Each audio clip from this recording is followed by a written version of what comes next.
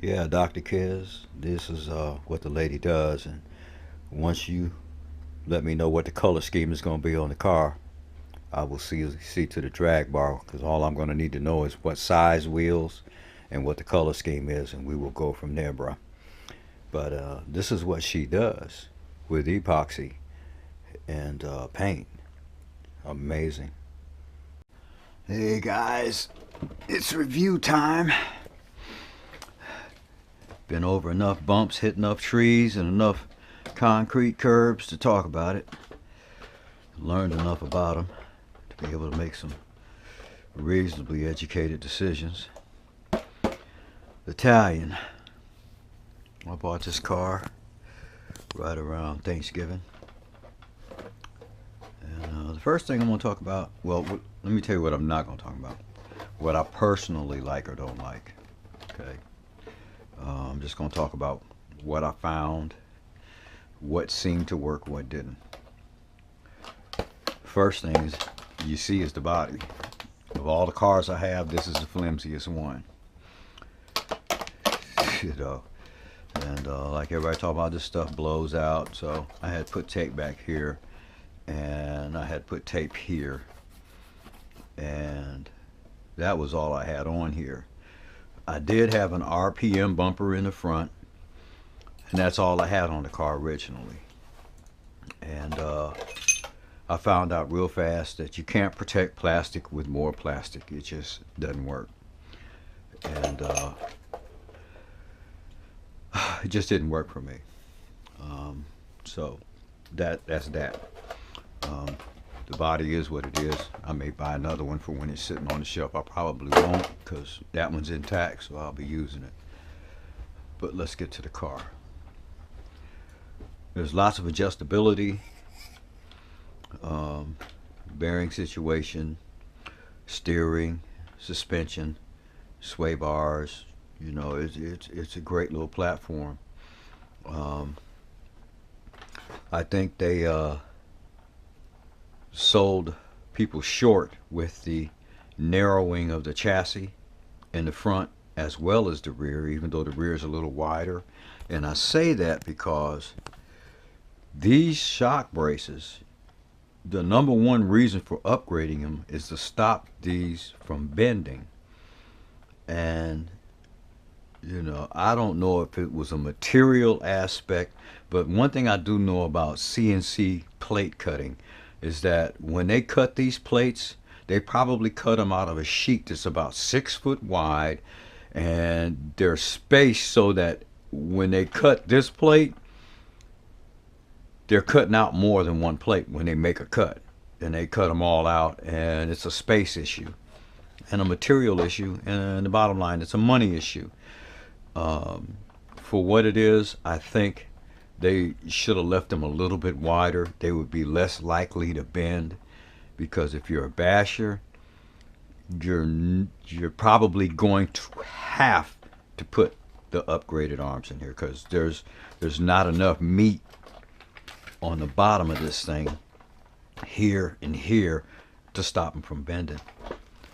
And these braces are not enough to protect it. Now, moving on to the other part of the chassis issue.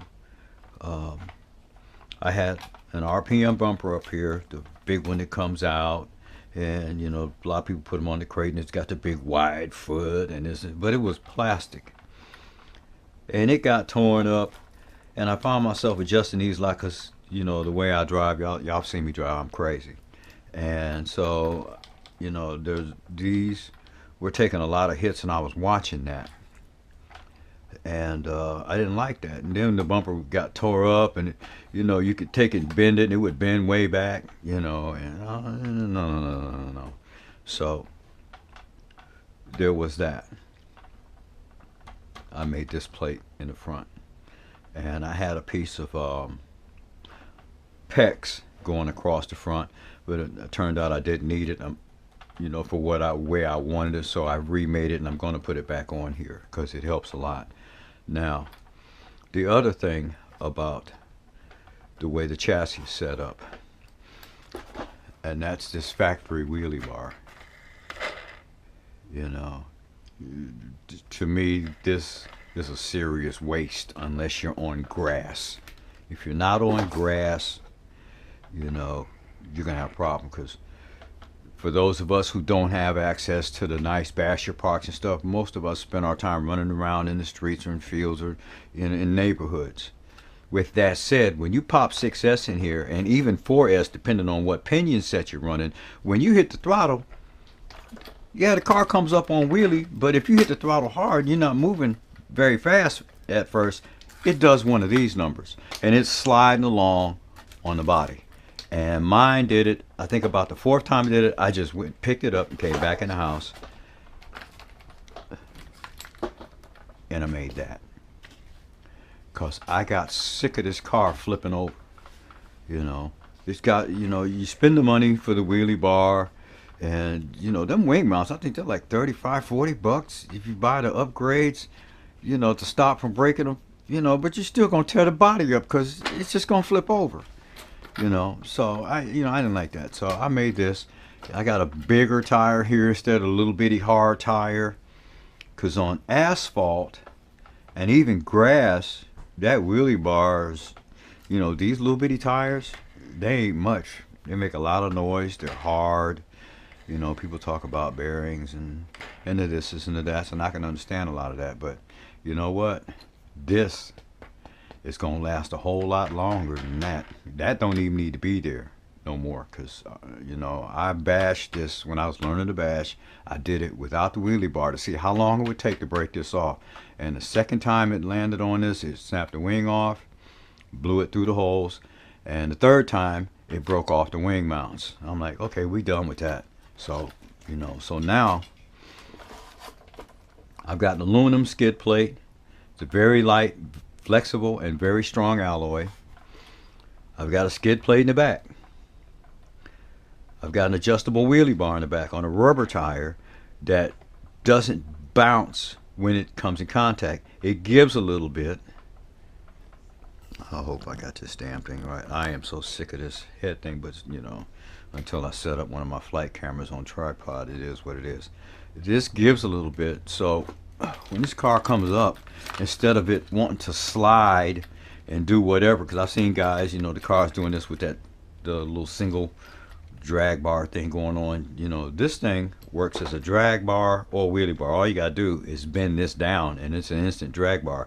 And I used quick pins in here, and you can bring this tire back, you know, 3/4 of an inch, bend that down, and it's drag city, you know, depending on what you set up to do. I just didn't want my car being stupid and getting toe up. I hit a tree with this car doing about 35. You know, it hit that tree, came up off the ground, and went 5 feet into a culvert. And the only thing that happened was that the battery disconnected. There was no damage to nothing else. But that's because if this had been plastic, there wouldn't be no diff there. Because when it hit that tree, it was a crack, just like it got hit with an axe. Bam! You know, it's in one of the videos. No damage. So we have that. Okay, what have I done to the car upgrade wise besides my aluminum creations? The servos went out while I had the those Duratrack lockups on it. I bought a spare servo when I bought the car from watching all the videos. People are talking about the servos being weak, so I bought an extra one, and neither one of them lasted. Now this servo came out of my Exceed A-scale gas car, nitro car, and I put it in here. The Duratracks were still on it, and so far no problems. I put these back on. These tires, you know, they're not big and heavy. They don't have the mass that most of the basher tires have, but they work. They you know, they'll handle it. You know, because as I learned to tune the vehicle and learn how the car acts in the air, messing with the little wooden ramp I made, you know, they're sufficient. But them D-boots would be a lot better than ones that come on the I think it's the Outcast for bashing would be better. But for what I do, I don't think I'm gonna find a better tire. Um, I don't know. You know, that remains to be seen. I'm not I'm not of a mind to spend the money experimenting on a better tire than this, because the traction on it is excellent. It's lightweight, which equals less stress on the drivetrain because of unsprung weight. And if you don't understand unsprung weight, those of you who are new to it, go and deal with the videos with guys that race motorcycles or cars at the track and type that topic in, unsprung wheel weight, and you'll learn a lot about your cars just from that. I put Creighton V2 shock shafts in this when I first got it. That was the first thing I did. And I put canola oil in them. So they're great. I didn't have shock oil at the time. There was a lot of supplies I didn't have because this was the only new RC car I had. Now, if you look at my springs, you can see that I've got these turned way down. The string, I didn't want to buy stronger springs when I can just turn that down and make them strong. I don't have a lot of cant in my suspension. My suspension is set up very low. I mean, if I move it just that littlest bit, it's level. So the car handles like a dream. It doesn't tip at all. It handles the same on asphalt, concrete, or grass. Zoom, zoom, zoom, get it done. I put a fan on the motor because when I went up to the bigger pinion, it started getting hot. I have a aluminum servo mount that I haven't put on yet. I bought 2 of them. The GPM part number MAK024-GS. I have this same servo mount in the shredder, and actually the shredder is actually running a Arrma servo in it, and it's doing fine. Now, you know, I don't know why this thing ate up the other ones, because the shredder tires were bigger than the lockups, but it is what it is. You know, the steering system, different designs have a lot to do with that. So my shocks are acting great. The suspension, you know, I make sure that I check it because things get loose and move. Make sure my suspension stays where I want it. Haven't broken anything since I put these 2 pieces of aluminum front and rear. Diff oil, 100, 100, 100. Electronics have been great, no issues, 0. Punch is set at 7. 19 tooth pinion, plenty fast, plenty torque, plenty power. And that fan right there, you know, as you increase the size of your pinion, your motor gets exponentially hotter for every tooth you add to that pinion. And if you think I'm lying, get your thermometer and check it. And even just sitting like this, you can check it just like this. You don't have to be on the street, because it's gonna take, that motor's gonna make more torque to turn for every tooth you add. So put a fan on them. 10 bucks will save you 50 down the road, or 60, or whatever you paid for your motor. What else? Servo saver. I have one, haven't put it in yet. The aftermarket stuff, because this has been, it's been working great. You know, I bought it as a preventive maintenance issue. You know, looking for it to go bad. I have extra balls, but I haven't needed anything. I haven't needed anything. There's nothing to do. And when I go out and I drive it stupid like y'all have seen me do, I clean it all the way off. Because I mean, y'all have seen me where I run all the pine needles, the leaves, the dirt, water, blah blah blah. It's clean, and that's because everything that's screwed in, I unscrew, clean it, look at it, look for cracks, make sure it ain't broke or gonna break. Because nothing I hate more than going out and getting started and it stops. You know, that's happened with other RCs, and you know, it sucks a root, and I'm talking a big pine tree root, and they go down as far as they go up.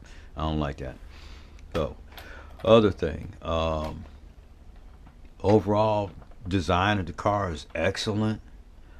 It's very agile. It's light for what it is, and it's fast. Um, the weakest point on this car are the front and rear diffs. The diff housings for every car I have in here, I've got two Exceed Nitros. I got the Sin Colossus. I got the Red Cat Shredder. I've got two Yeti XLs. I got an RTR, and you guys have seen the updates on the the kit build that I'm doing. That RTR, when I got a load of the cage on the RTR roller that I bought, that the guy had done some upgrades to, when I realized how that cage fit on the other large vehicles, and because of where I come from in my country boy background, you're going to see that Yeti cage on a whole lot of stuff, because these bodies that are sitting over here, you know, this Sin Colossus body, it probably ain't never going back outside. I feel sorry for it. Gonna be like a redhead freckled stepchild, you know, as the saying goes. But you know, it's a great, the Talion is a great beast. Um, Now, here's the other side of the coin. If you want to know what's going on with the Talion, what will it take, and what to expect for what it'll take beyond driving it like you stole it, you're gonna have to go see Rich Duper Bash. Okay. Now, I got a buddy in Australia who is wicked as well. He's an Outcast guy. He doesn't bash that many cars. He loves his Outcast, and you know, in talking about how my suspension is set up, when I met him on YouTube, you know, he had a shoebox full of shock shafts, and when I broke the shock shafts on my Creighton and talked to Rich about that, a very simple 3 turns of droop screws eliminated that problem. And you know, setting the shocks up and the chassis up to be stronger and still perform properly made all the difference in the world. So as far as I know, my boy down there, he has not broken any more shock shafts. I think he broke one a month ago, but you know, that's better than breaking 2 a day and all the time. And this guy, you know, he flies like Rich, and he's smooth. He's doing it on a track where there's asphalt, and I mean, he got it going on. I have to go back and look at his name, because he hasn't posted in a while because it's busy season down there and he's been working. But you know, he's another one. The issue with these shock shafts is serious, and I notice a lot of these guys talk about putting the Creighton V2 shocks on here.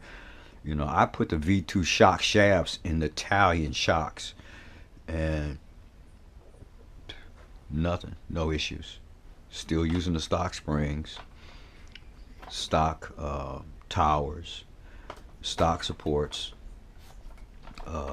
stock tires and wheels.